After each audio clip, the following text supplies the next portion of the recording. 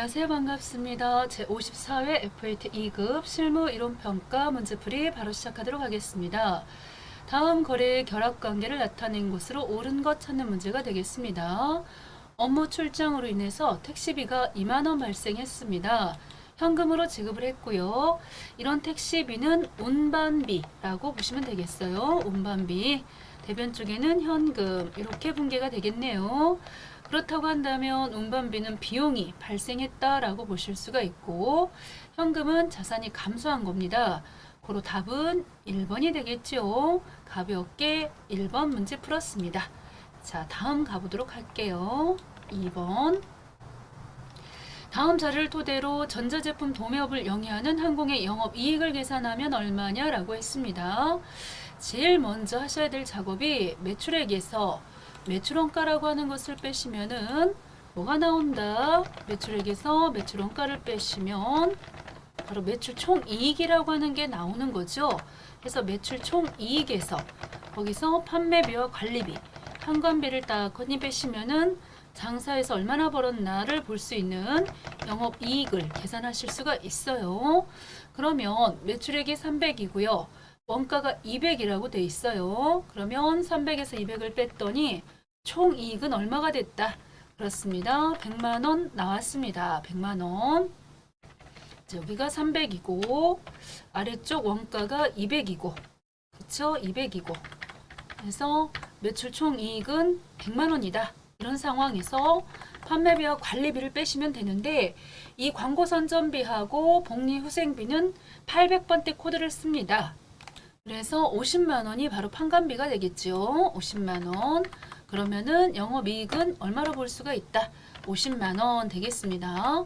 100만원에서 50만원 뺐더니 정답은 4번이 되겠지요. 4번. 이렇게 계산하시면 되겠습니다.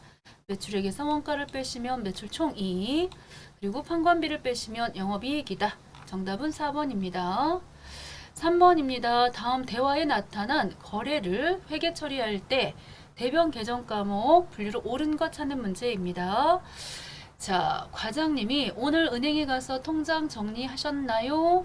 네, 통장 정리를 한 결과 거래처에 빌려준 단기 대여금 이자 10만원이 보통예금 통장에 입금이 되었어요. 그렇다고 한다면 차변 쪽에 보통예금이 늘어났습니다. 자산의 증가죠. 이자는 발생했기 때문에 이자 수익이 되겠습니다. 여기서 대변 계정 과목을 물어봤으므로 이자 수익인데 이자 수익은 장사하고는 관련 없는 영업의 수익이 되겠지요. 정답은 2번입니다. 영업의 수익 2번으로 가져오셔야 된다. 됐죠? 4번 재무상태표에 표시되지 않는 계정 과목 찾아보자 라고 했는데 이때는 빗자가 들어간 것은요 비용이죠. 손익계산서 항목이 되겠습니다. 자, 매출 채권 하시면 외상 매출금하고 바드러움이니까 자산이 되겠고요. 선수 하면은 부채죠. 선수는 부채. 자, 선수는 부채고 요거는 성급은 또 자산이에요. 뒤에 수익이나 비용 붙었잖아요. 이렇게 보시면 안 된다. 그래서 항상 앞에 따라가셔야 돼가지고 이것도 자산입니다. 그래서 재무상태표 식구가 세 식구가 오는데 자산, 부채, 자본이 재무상태표 항목이기 때문에 표시되지 않는 것은 3번 소모품 B가 되겠습니다. 다음 중 무형자산으로 분류되는 계정 과목이 아닌 것입니다. 딱 봐도요. 요 임차보증금 같은 경우에는 무형자산이 아니에요. 임차보증금은 기타 비유동자산에 속하는 것입니다. 기타 비유동자산, 소프트웨어라든가 특허권, 개발비 이러한 것들이 무형자산이 되겠고 임차보증금은 기타 비유동자산이라고 보시면 되겠어요. 정답은 3번입니다. 다음 항공상사의 상품 관련 자료입니다. 취득 원가를 계산하면 얼마냐? 당연히 상품 매입한 금액 있지요. 요 10만원. 요 10만원 하고 운임도 들어가요. 매입 시 발생한 운임도 들어가고 이렇게 매입하고 관련한 보험료다 그러면 이런 것도 다 원가에 다 포함시켜야 됩니다.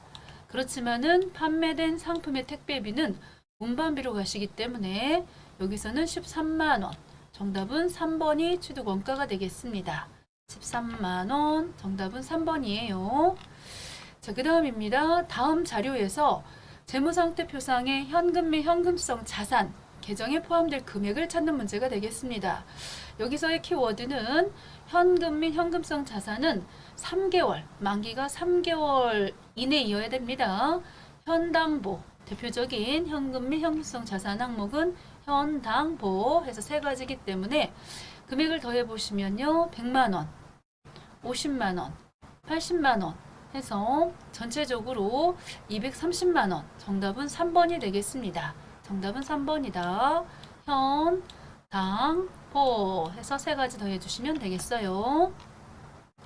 8번 다음 항공 부동산은 부동산 매매업을 영위하고 있습니다. 다음 자료를 토대로 유형자산 금액을 계산하면 얼마냐라고 했네요. 일단 제일 쉬우기 쉬운 문제가 앞에 판매라는 말이 나왔어요. 그럴 때는 판매라는 말은 우리 회사의 상품이 되는 것입니다. 재고자산이 되기 때문에 판매 목적의 건물은 이거는 유형자산이라고 보시면 안 되고요. 본사 건물을 이렇게 건설하기 위해서 토지가 있어요. 1억. 이거는 유형자산 맞습니다. 직원용 기숙사 같으면은 건물로 잡아야 되니까 유형자산 맞고 업무용 차량, 문방구죠. 다 더해 주셔서 1억 3천만 원. 이것도 3번이 되겠습니다. 자, 판매 목적인 건물만 빼고 1억 3천만 원을 우리 회사는 유형자산으로 보고 있어요. 다음 9번.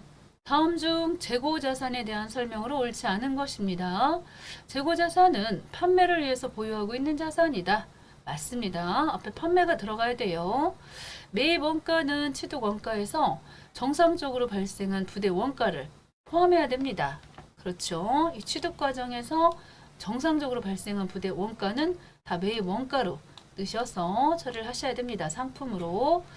그런데 3번에 보니까 매입과 관련된 할인, 애누리는 영업의 비용으로 처리하시는 게 아니고요. 요 세 가지 부분은 매입에서 빼주셔야 됩니다.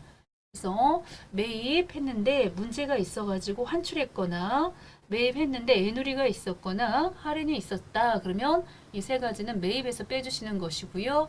영업의 비용으로 처리하시면 안 되겠어요. 정답은 3번이 틀렸습니다. 3번. 재고자산의 수량 결정 방법은 실지 재고조사법하고요. 계속 기록법 두 가지가 있죠. 정답은 3번이 되겠습니다. 마지막 10번입니다. 2022년도 8월 1일자에 임대료 1년분을 240만 원을 현금을 받았습니다. 그래 놓고서 전액 임대료 수익으로 인식을 했어요. 그렇다고 했을 때 12월 31일 날 선수 수익은 얼마냐? 이 문제는 조금 생각을 해야 되는 문제가 되겠죠. 분개를 해보시면은 8월 달 1일자에 임대료 1년분 현금으로 받았어요. 그랬기 때문에 차변에 현금이 240만 원이 되겠죠. 대변에는 임대료라고 쓰시면 되겠습니다. 임대료는 수익입니다. 자, 이렇게 지금 써주신 상태에서 오늘 12월 31일 결산이 됐거든요. 이때 이 임대료가 몇 월분이냐? 지금 8월부터 시작해갖고 8, 9, 10, 11, 12 그렇게 하고도 내년도 7월 달까지 쭉 가는 거예요.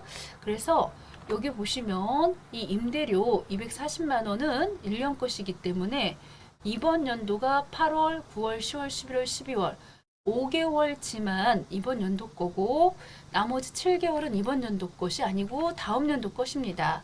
그래서 나누기 12달 하시면요. 금액이 20만 원씩 나오지요. 20만 원씩. 그 중에서 7개월 해서 7일 14 해갖고 계산해 보시면요. 금액 140만 원인가요? 이 금액은 이번 연도 수익에서 빼야 되겠어요. 그래서 차변 쪽에 보시면 임대료 이렇게 빼주시고요. 대변에는 선수 수익 해서 선수 수익 금액 140만 원이 내년 거다. 그렇게 하고 임대료 240 중에서 140을 빼버리십니다. 이렇게 빼주셔야지 정확한 단기 순이익이 계산이 되겠어요. 그래서 답은 2번이 된다라는 거죠. 아래쪽에 정답이 보이고 있어요. 2번이라고. 선수 수익. 이 문제가 마지막 문제가 이번에 풀었던 문제 중에서는 재고 좀 어려운 문제가 되었겠습니다. 자, 자, 너무너무 수고하셨습니다. 감사합니다.